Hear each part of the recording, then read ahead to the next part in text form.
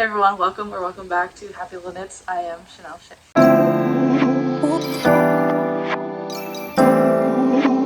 Today we're going to go over all the things that I have knit in 2023, and we're going to attempt to do them in order. I didn't realize how much I knit, so we got quite a bit to get through. My husband's tinkering in the back, so he might make noise. Okay, so this is my first full start to finish year of knitting. In 2022, I did some knitting, but pregnancy hit you real hard, and we didn't knit for the majority of the year. This is my first full year of knitting, and I would say that my skills have progressed quite a bit, and I'm so excited to review everything with you guys. Okay, so the first thing we're gonna start with, I don't know where it's at, so we're just gonna talk about it, and then if I have a picture, I'll throw it in here. But I made a beanie in January. Yes, January. I have been seeing the muscle burrow blow up everywhere, and I really wanted to make one. So I just kind of winged it. Winged it? Yes. I made a beanie. I literally just knit a tube, and then I did some decreasing. Actually, I think I only did decreasing on one end, and the other end I just kind of put yarn through it and bunched it closed. So the end that doesn't have decreases is really sloppy. And I also made it I don't know, just lengthwise it's really short, but then when you put it on it's way too big. It is very warm and very cozy. We wore it to the beach a few times, and yeah, so I liked it. I like the color. I did Lion Brand 100% polyester, the respun, but I don't remember what the colorway is. So that was the first one. I did that in January, and then in February, February I crocheted a blanket, which I don't have it, it's downstairs, so I'm not really getting it, but I just crocheted a little, I think it was a granny square that just kept going bigger and bigger. Is that right? No, it's not.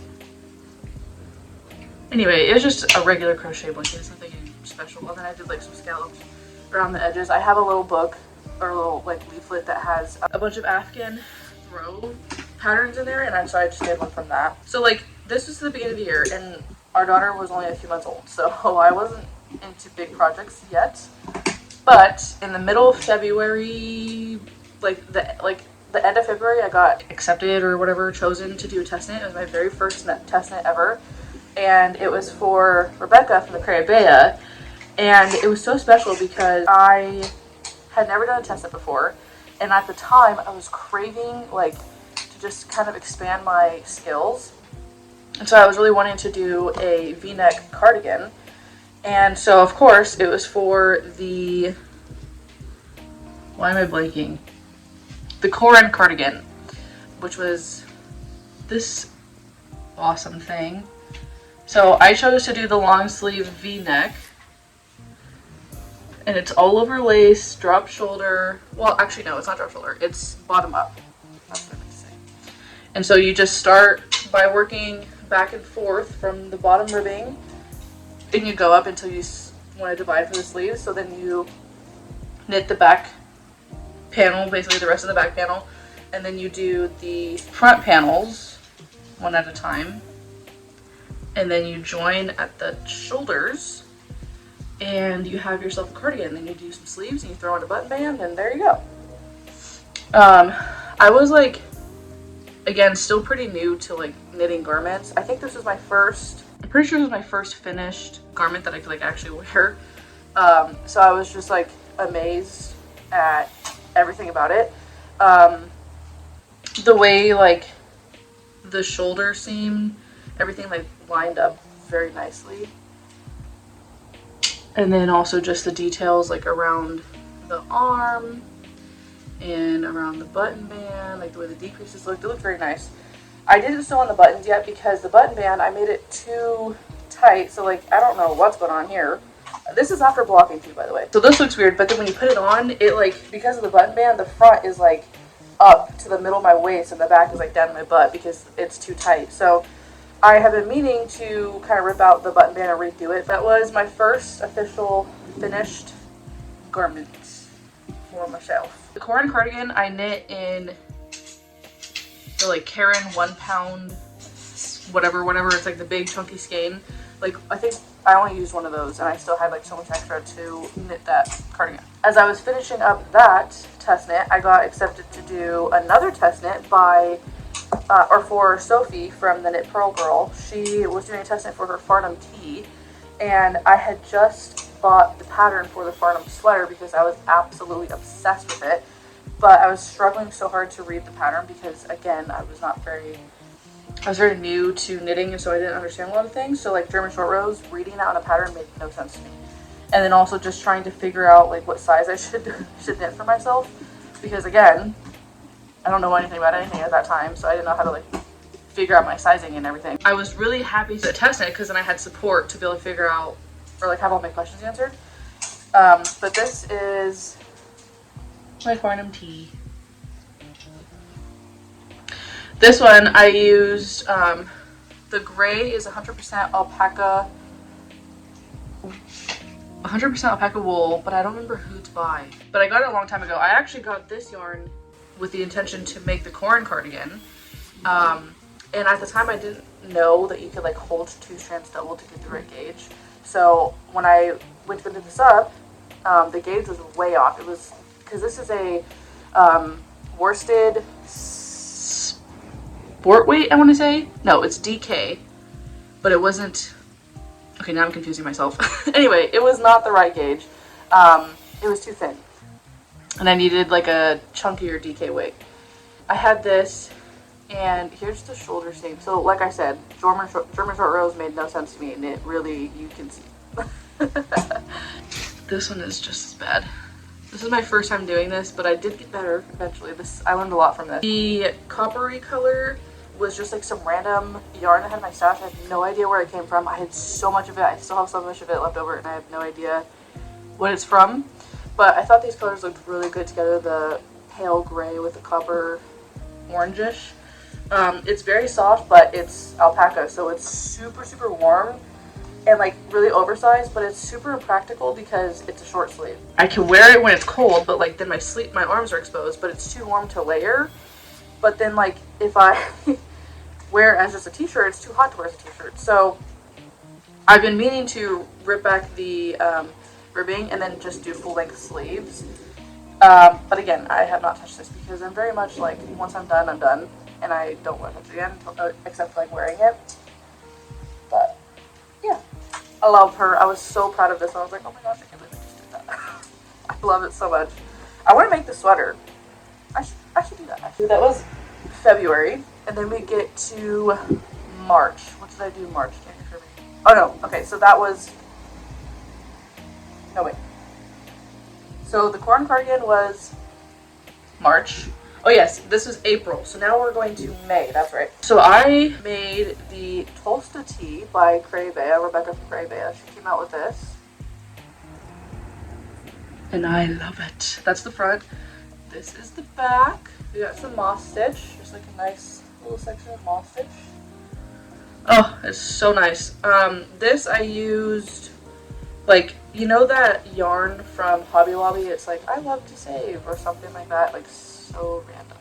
I use that, and I think the colorway is denim. But yeah, that's my Tolsta Tee. I haven't got to wear it yet because when I made this, it was too hot because it's very chic. Again, like I chose the wrong yarn to make a t-shirt with. And I just love this colorway so much. It's like a, I don't know if that's like variegated or something, what the name is, but it's gorgeous. Also, you can tell that, so I had to teach myself how to knit, and I was a crocheter first, so I was used to wrapping my yarn from like the back and then pulling it through. But with knitting, like I didn't know that you're supposed to pull it from the front and like scoop it and like make a loop and loop and loop, you know, if that makes sense. I don't know. So basically I was twisting my knit stitches, and so they laid on top of each other as they're laying flat. That's why it looks like that. But yeah, I love this one too. I still haven't worn it yet, but yeah. Okay, now moving to June. June, I wanted something small, just a quick like palette cleanser. And I had some like little scraps that I've been having in my stash for so long. I wanted to just like get them out of there. So I made this like bandana thing, you know, it goes like this. And then you like tie this in the back. So this yarn is 100% alpaca wool that I had got from an alpaca farm that's actually like 15 minutes away from my house. And I dyed it myself years ago. And I've just had it in my stash. I've attempted to use it so many different times, but I just didn't have enough to make really anything. So I made this, and then I had this random yarn. I, again, have no idea where it came from, but absolutely obsessed with these colors. So I just did that. I didn't block or anything, so this is like curling like crazy. But it did get thrown in the wash in the dryer by accident, and so it's felted like crazy. But yeah, I don't really wear this because I'm not that type of person to wear head things, which sucks because it's actually really cute. I think I started this in June. This is a sweater that I made for my daughter. This is the Felix sweater by Petitknit, I think is what it's called. It's all stockinette, but on the arm there's like garter stitch. I talked about it in like one of my previous podcasts, so I won't get into it too much. But I just used some fingering weight yarn from Hobby Lobby. It's their Yarn Bee in the colorway Zahara. In July, I made this. This is my Melange sweater by Petitknit. I started it in June, but I finished it in July, I'm pretty sure is what I did, I think. This is, oh yeah, Lion Brand. Is that right? No, it's not right. I don't remember what yarn I used for this, but I liked it because it has brown and cream mixed, so it was like already marled together, so I didn't have to use two different strands of yarn. Yeah, you already know. If you've been watching my podcast, you already know the freaking struggle that went with this. In July, I finished, it doesn't really count, but I finished one of those red socks that I had started a long time ago. I don't even have it. It's like summer in this house. I have given up on that sock set completely.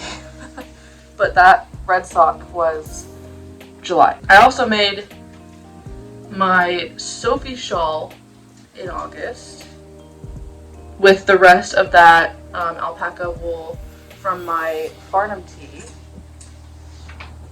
This was so much fun to knit. I actually like loved making this, but I like cannot wear it because it is so scratchy. I talked about that in my last podcast, but yeah, maybe I need to block it. That's what I need to do. I haven't blocked this yet, so I think maybe if I block it, it might make it feel better. But yeah, so that was August. September. This is May and September. Oh my gosh. Okay. This was August. This was September. And then I knit these, my mittens, like one in September and then one in October because I finished one at the very end. But yeah, okay, so you see how they're two different sizes. So this one was the end of September and this one I knit in October. And then I knit, this is my zipper sweater by Petitknit. I finished this in October. I don't wear it a whole lot. My husband wears it like a ton, so it's kind of become like his sweater. And I think this is like the best thing I've made so far. Like, I've never sewn a zipper into something and I am just blown away. I think it's the coolest thing ever. It's so nice, so nice. I want to make another one in a different color for me. Now moving on to October. I think I was getting just really like tired at this point. October was our daughter's first birthday and then like the holidays was right after, and I think I was just getting burnt out because I didn't make any more garments. I just made little things. So first I made this beanie. We had gone to just randomly had gone to a yarn shop and I found this yarn and it is just so gorgeous. This is my baker's hat by EM Knits. But I'm just like obsessed with these colors. This is superwash merino wool. Gorgeous. No colorway name. And then after I finished that, I attempted to do toe-up socks for the first time, and I did them 2 at a time with some fingering weight yarn from Hobby Lobby. It's their Yarn Bee, but I don't remember the colorway names. But these are the socks. I haven't blocked them, and I absolutely hate them. They are way too big, and I hate this afterthought heel. I enjoyed knitting it, but I hate the way they look. I talked about this in my last podcast again, so I won't get into it too much, but I have not really worn these at all. After I knit those, I wanted to knit some socks again, but just do, instead of doing afterthought heel, do like some other kind of heel. And I searched for so many different kinds of heels, and I came across a German short row heel, and so that's the one that I did with these ones. I was in love with this yarn, but I have worn them so much, so they're not in the best condition. But this is my second pair of toe-up socks. Yes, this yarn is just so gorgeous. I need to block these ones too and weave my ends. I like finish them and then immediately put them on. I didn't weave in any of my ends. This I did toe up with the German short row heel, so I really like the shape and the way it looks. And then I just did like a shorter leg and shorter cuff just because I was eager to get these on. So yeah, those are my last pair of socks. In December, my last finished object. I wanted to set myself a Christmas sweater because I had got some new yarn and I thought that the colors were gorgeous together. I won't get into too many details because I'm going to save this for my next podcast, but I gave myself 2 weeks to knit a sweater because I'm insane. So this is it. I got it done on Christmas Day. I still haven't blocked it yet. All the ends are weaved in though, but oh, I just love it so much. It reminds me of like peppermint, like candy canes, but like vintage with the colors. So yeah, that is everything that I made in 2023. And I'm excited for 2024 to see what these hands produce. Thank you so much for watching, and thank you so much for being with me. If you have been here since November of 2022. Yeah, it's been a long year. Thank you so much for being with me on this journey and teaching me new things and watching me increase my skills. And I will catch you in 2025. Okay, bye.